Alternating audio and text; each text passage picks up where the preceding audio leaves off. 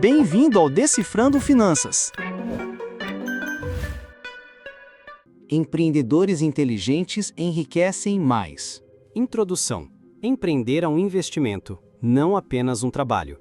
O sonho de empreender é frequentemente associado a ter liberdade, trabalhar com o que se gosta e ter uma renda maior.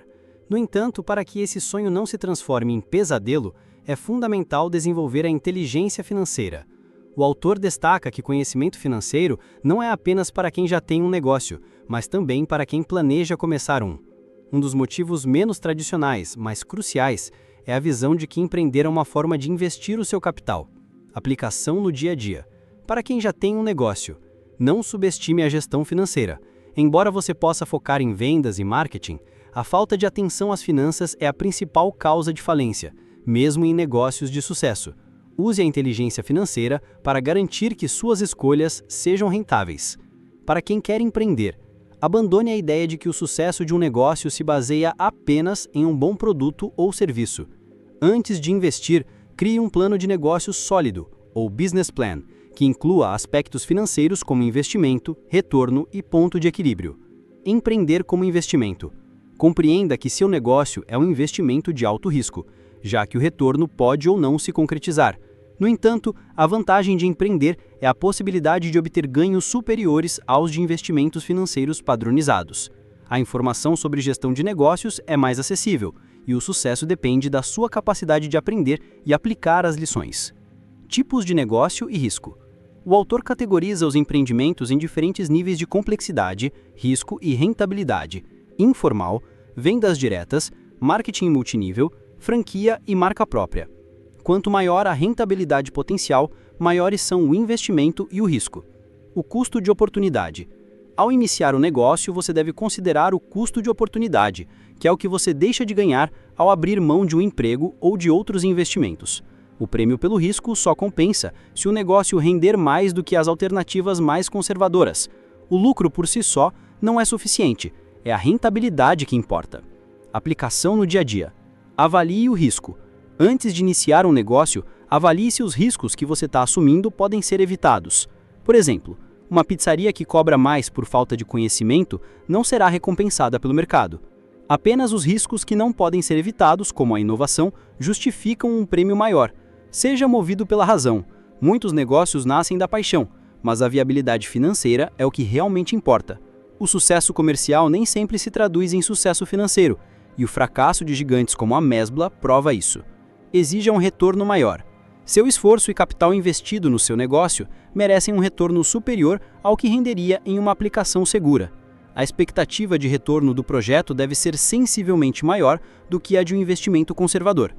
Capítulo 2. Qual é o plano? A gestão de um negócio não pode ser baseada em intuição ou achismos.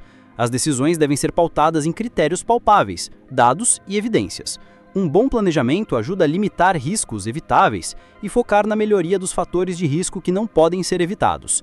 O autor utiliza o exemplo de Inácio e sua fábrica de fraldas para demonstrar os perigos de empreender sem um plano de negócios detalhado. A importância do plano de negócios. O business plan é um mapa para alcançar o sucesso, identificando obstáculos e caminhos alternativos. Ele deve incluir a análise de mercado, a descrição dos produtos ou serviços, a estratégia de investimento e financiamento, o orçamento, o fluxo de caixa e os lucros esperados. Orçamento, a antecipação de problemas. O orçamento funciona como uma lanterna para o futuro do negócio, projetando os efeitos financeiros das decisões. Ele permite identificar e prevenir a escassez de recursos como caixa, mão de obra e estoques. Aplicação no dia a dia. Não voe no escuro. Nunca tome uma decisão importante, como a compra de um equipamento, sem analisar o retorno financeiro. O projeto só deve ser aceito se as entradas de caixa compensarem adequadamente as saídas. Invista em conhecimento. Se você já tem um negócio sem ter se preparado, invista em conhecimento para amadurecer suas habilidades e não colocar todo o seu capital a perder. Planeje e execute. Um aprendizado na prática pode ser caro. O planejamento deve ser feito para reduzir as variáveis desconhecidas, garantindo que você não tenha que aprender tudo ao mesmo tempo. Priorize o reinvestimento. Nos primeiros anos, os lucros devem ser reinvestidos para fortalecer a empresa e se diferenciar da concorrência. Isso permite que você ajuste estratégias e melhore o protótipo do seu negócio. Capítulo 3. Produto bom, negócio mau. Não é incomum encontrar empresas com excelentes produtos e serviços, que vendem bem, mas que não dão lucro.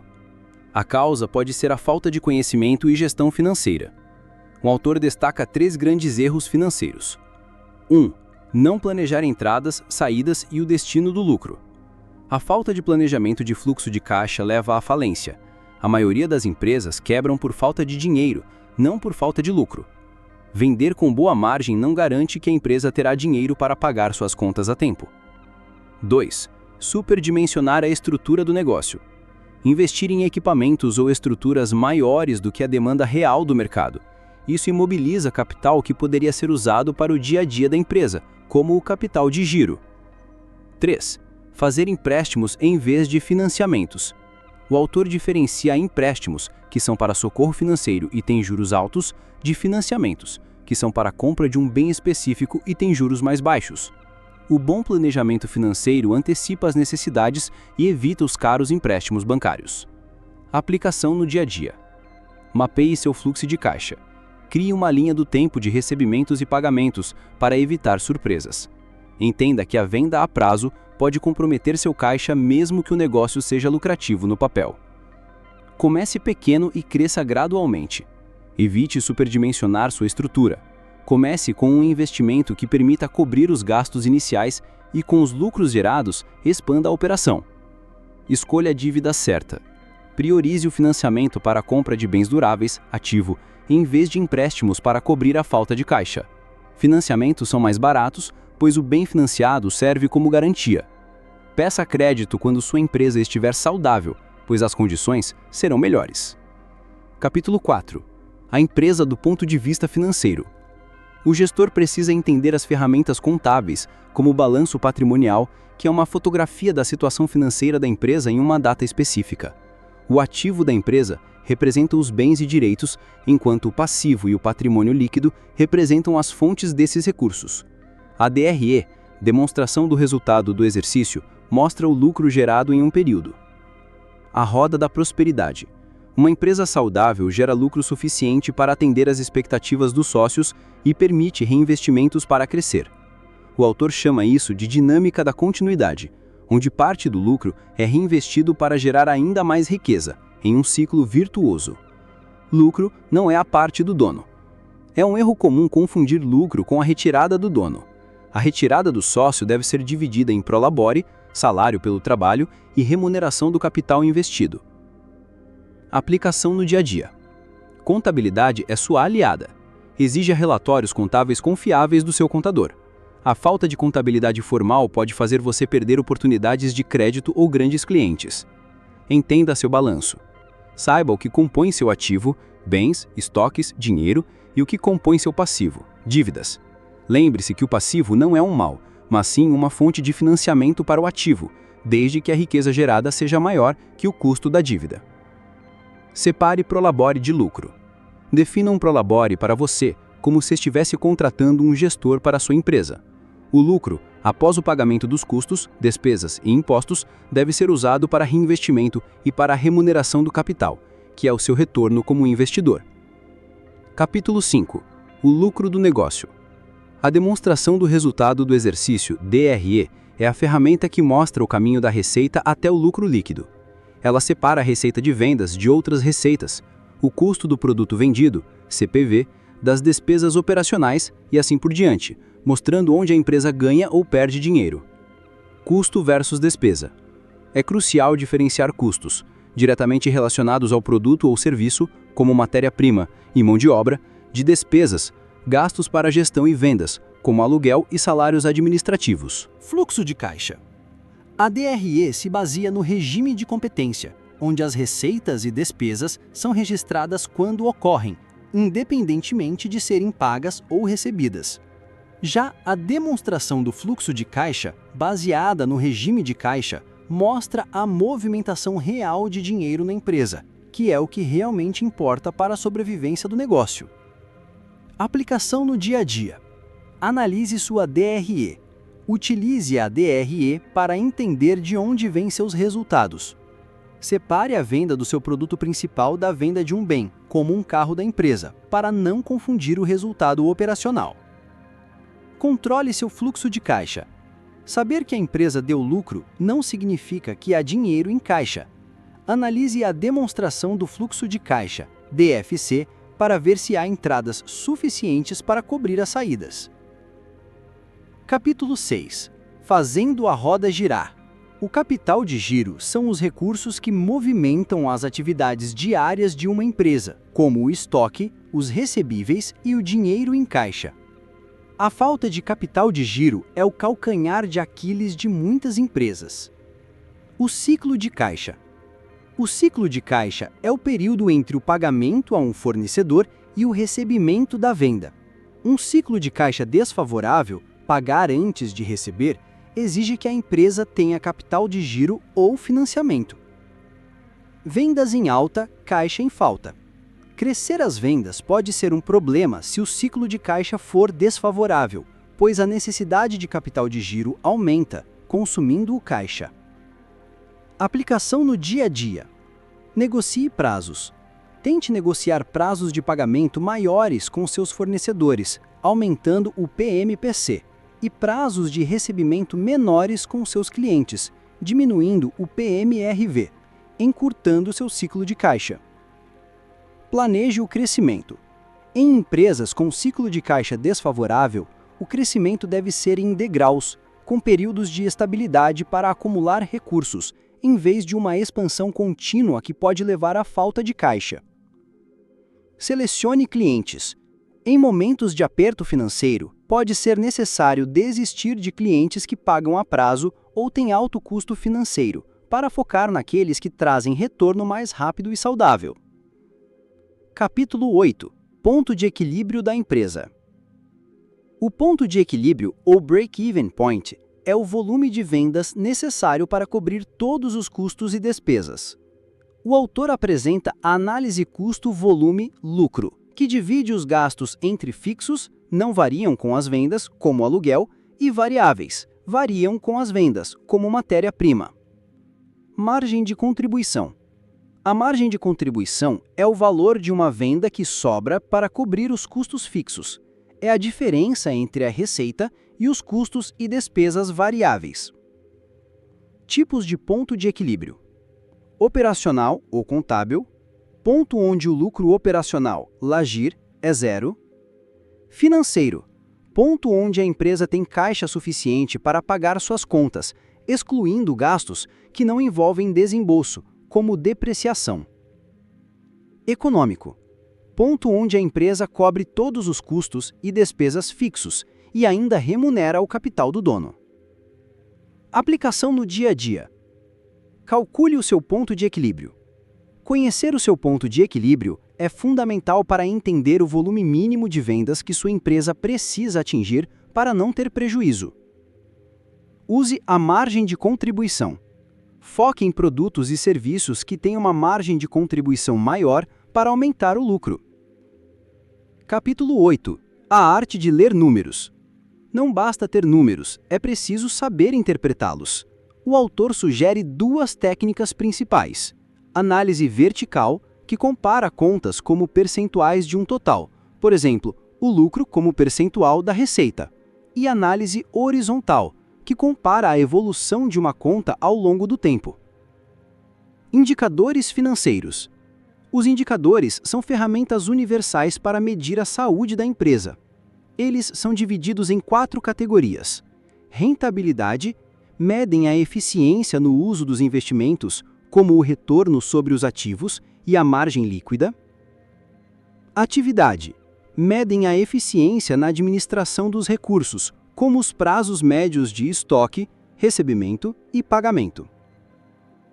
Liquidez, demonstram a capacidade de pagamento da empresa no curto e longo prazo. Endividamento, mostram o nível de participação de recursos de terceiros no financiamento do negócio. Aplicação no dia a dia. Monitore seu negócio. Utilize os indicadores financeiros para ter um diagnóstico rápido da saúde do seu negócio. Por exemplo, se a sua margem líquida RSV cair, isso pode indicar que você precisa cortar custos e despesas. Entenda a alavancagem. Usar capital de terceiros, alavancagem, para financiar a empresa pode ser ótimo para a rentabilidade do sócio, mas aumenta o risco do negócio. O multiplicador de alavancagem mostra quantas vezes o ativo é maior que o patrimônio líquido. Um bom nível de endividamento para o sócio pode ser ruim para o banco. Capítulo 9. Vale a pena? A viabilidade dos empreendimentos. As ferramentas de avaliação de investimento são a forma de responder com base em números se um projeto vale a pena. Elas consideram os fluxos de caixa projetados e o valor do dinheiro no tempo. As principais técnicas são: período de payback, o tempo que leva para recuperar o capital investido. É simples, mas ignora o valor do dinheiro no tempo. Valor presente líquido, VPL, compara valores em diferentes momentos do tempo. O projeto deve ser aceito se o VPL for positivo, ou seja, se trouxer um ganho maior do que a taxa de retorno exigida pelo investidor. Taxa interna de retorno, TIR, a taxa máxima de retorno que o projeto pode oferecer. O projeto deve ser aceito se a TIR for maior que a taxa de retorno exigida pelo investidor. Aplicação no dia a dia. Não some valores de épocas diferentes. Jamais cometa o erro de somar R$100 hoje com R$100 daqui a um ano, como se fossem a mesma coisa. Use o VPL para tomar decisões de investimento, como comprar um equipamento ou aceitar um grande cliente. Conheça a TIR do seu projeto. Calcule a TIR do seu empreendimento para saber qual é o seu potencial máximo de retorno e se ele é maior do que o que você exigiria como investidor. Capítulo 10. Prejuízo e dívidas. Os 5 passos para virar a mesa. Se o negócio já está com problemas financeiros, a gestão precisa mudar de atitude. O autor propõe 5 passos. 1. Enfrentar os problemas. Pare de se enganar e encare a situação como urgente, focando na sobrevivência do negócio. 2. Contratar um bom advogado. Para sanear as dívidas, será necessário desfazer acordos e contratos, e um advogado especialista é essencial para evitar novos problemas. 3. Diferenciar seus credores. Identifique quem são os credores mais importantes para a continuidade do negócio, como fornecedores e funcionários, e negocie com eles. 4. Estabelecer um corte radical de gastos. Quando a empresa está no vermelho, o corte de gastos deve ser radical, sem a preocupação de prejudicar a qualidade no curto prazo. 5. Desistir dos piores clientes. Identifique os clientes que dão mais dor de cabeça ou que geram prejuízo e, com um advogado ao lado, desista deles. Capítulo 11. As 5 competências financeiras essenciais. O sucesso de uma empresa no longo prazo depende de 5 competências financeiras essenciais. 1. Possuir números confiáveis. Os relatórios contábeis e financeiros devem ser a base de qualquer análise e decisão. Gerenciar sem dados confiáveis é como pilotar um avião sem painel de controle. 2. Trabalhar com um orçamento claro. O orçamento é um mapa que mostra o caminho mais adequado para o negócio, mas deve ser flexível para aproveitar oportunidades e evitar obstáculos. 3. Fazer um controle da evolução dos resultados. Mantenha um histórico de números e indicadores. Ele servirá de base para análises comparativas e para desenvolver a intuição de quando uma decisão é boa ou não. 4. Valorizar os números nas decisões. Os números fornecem a parte racional de uma decisão. Eles são essenciais para manter a empresa crescendo com rentabilidade, mesmo que algumas decisões baseadas neles sejam difíceis. 5. Contar com pessoas de confiança e capazes. As finanças devem ser confiadas a pessoas que não apenas sejam de confiança, mas que também tenham a competência técnica para sistematizar e organizar os controles financeiros. O ideal é ter um sistema financeiro tão organizado que você nunca precise confiar cegamente em alguém. Capítulo 12. Separando a pessoa física da pessoa jurídica. A separação completa entre as finanças pessoais e as do negócio é uma exigência legal e um requisito essencial para a saúde de ambos. O autor propõe um modelo de planejamento global com 4 etapas. Estratégias para o negócio. Defina o que a empresa precisa ser para prosperar, incluindo investimentos futuros, melhoria de margem e aumento de vendas. Planejamento financeiro do negócio. A partir da estratégia, defina o orçamento, o lucro e a parcela que será reinvestida ou reservada para os sócios. 3. Estratégia pessoal familiar. Defina os objetivos de longo prazo da família, como aposentadoria e educação dos filhos. 4. Planejamento financeiro pessoal familiar. A renda familiar, incluindo a retirada do negócio, deve primeiro custear a poupança para os grandes sonhos, e só depois o estilo de vida. Aplicação no dia a dia. Poupe para os seus sonhos, depois gaste. Em vez de definir um padrão de vida alto e esperar o que sobrar, inverta a ordem. Defina os seus objetivos de longo prazo e reserve a verba para eles primeiro, depois ajuste o seu estilo de vida ao que sobrou. Crescimento sustentável. A visão tradicional de gastar todo o lucro com um padrão de vida impede o crescimento do negócio. Incorpore a mentalidade de reinvestir para garantir uma espiral de prosperidade. Conclusão. Mantenha as mãos no volante. Empreender é um ato de coragem e uma forma de ter as mãos no volante da sua vida financeira. O prazer da liberdade e o crescimento do negócio dependem da sua capacidade de administrar os números. O lucro não deve ser apenas para o sócio, mas também para reinvestimento, garantindo que a empresa cresça e tenha um impacto social duradouro. Sem a inteligência financeira, esse impacto não se sustenta. Ideia principal do livro: Empreendedores inteligentes enriquecem mais, de Gustavo Cerbasi, defende que o empreendedorismo é, acima de tudo, um investimento de alto risco que exige uma profunda inteligência financeira. O sucesso de um negócio não se baseia apenas em um bom produto ou serviço, mas na capacidade do empreendedor de gerir os números. É crucial planejar o negócio, separar as finanças pessoais das empresariais e entender que a empresa deve ser vista como um organismo que gera riqueza para reinvestimento, e não como uma fonte imediata de renda para o dono. O livro ensina a ler e interpretar demonstrativos financeiros e indicadores, a usar o orçamento como um mapa e a entender os ciclos de caixa para garantir que o crescimento das vendas não leve à falência. Em última análise, o segredo do enriquecimento e da independência financeira está em dominar a arte de tomar decisões racionais e estratégicas, pautadas em dados, para que o negócio possa prosperar de forma contínua e sustentável. Oi, pessoal! Bem-vindos ao nosso Deep Dive. Hoje a gente vai direto ao ponto com Empreendedores Inteligentes Enriquecem Mais, do Gustavo Cerbasi. O livro foca num ponto-chave, né? Usar a inteligência financeira para turbinar o negócio, seja um novo ou um que já está rodando. Nossa missão aqui é, tirar o néctar desse material, mostrar como pegar um negócio que é só ganhar pão e transformar num investimento estratégico de verdade, sabe? Ok, vamos lá. O ponto de partida já é interessante. Por que finanças? Por que isso é tão crucial? O Cerbasi fala que não é só para pagar a conta, é para encarar o negócio como investimento. Isso muda tudo, certo? Muda completamente a perspectiva. Porque pensar como investidor, sabe, significa entender que empreender tem risco. Um risco altíssimo. É muito maior que, deixar o dinheiro em títulos públicos, por exemplo. Sim, claro. E se o risco é alto assim, a recompensa que a gente espera, a tal da rentabilidade, tem que ser maior também. Para compensar. É o que chamam de prêmio pelo risco, né? O prêmio pelo risco. Não basta só ter lucro. Esse lucro tem que, primeiro, compensar o risco que você correu e, segundo, ser maior do que você ganharia numa aplicação mais segura. É o custo de oportunidade na veia. Faz total sentido. Então, se a barra é alta, para rentabilidade, não dá para ir no achismo, né? Na intuição pura. Aí que entra o planejamento que o Cerbasi bate tanto na tecla, imagino. Exatamente. Gestão por intuição, olha, é pedir para ter problema. O livro até conta o caso do Inácio, lembra? Lembro, sim, o das fraldas. Zanada. Nem mercado, nem a própria grana.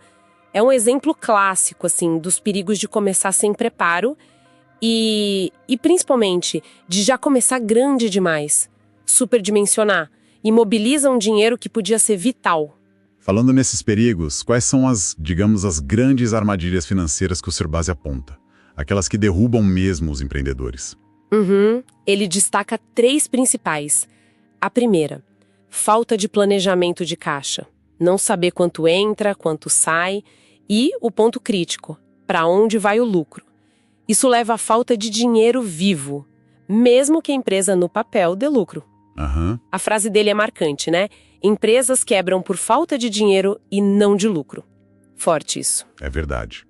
Impactante. E a segunda armadilha? A segunda é justamente o que a gente viu com o Inácio. Superdimensionar. Comprar máquina demais, fazer estoque gigante, contratar um monte de gente antes da hora. Isso engessa o capital, sabe? um dinheiro que podia estar ali por uma emergência ou outra necessidade. Entendi.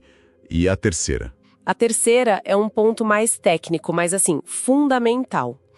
Confundir empréstimo com financiamento. Parece igual, mas não é. Financiamento é para algo específico, uma máquina, um carro, geralmente é mais barato e está ligado àquele bem. Certo. Já o empréstimo é mais um socorro, um tapa-buraco, sinaliza aperto financeiro e por isso os juros são bem mais altos. O risco para quem empresta é maior. Então, se a pessoa está buscando empréstimo direto, talvez o planejamento já falhou lá atrás. Financeira do negócio. Imagino que aí entram aqueles conceitos básicos de contabilidade, né? Ativo, passivo. Exatamente. Mas sem ser aquela decoreba chata de escola, né? É entender o básico na prática. O ativo é tudo que a empresa tem, onde ela investiu o dinheiro. Caixa, estoque, máquinas, contas a receber. O passivo são as dívidas com terceiros, fornecedores, bancos, governo. E o patrimônio líquido, que é o dinheiro dos sócios, o capital próprio investido ali. A equação básica, ativo igual a passivo plus patrimônio líquido, é tipo a fotografia financeira da empresa naquele momento. Tá, uma fotografia. E como é que essa foto ajuda na prática? Além de, claro, ser uma exigência contábil e tal. Ajuda muito. Ela mostra para onde o dinheiro está indo, que está no ativo, e de onde ele veio, que está no passivo e no PL. Ajuda a ver, por exemplo, se tem muito dinheiro parado em estoque, um ativo alto ali, pode ser sinal de superdimensionamento, lembra? Lembro. Ou se tem pouco dinheiro em caixa, aí é risco de faltar grana para o dia a dia.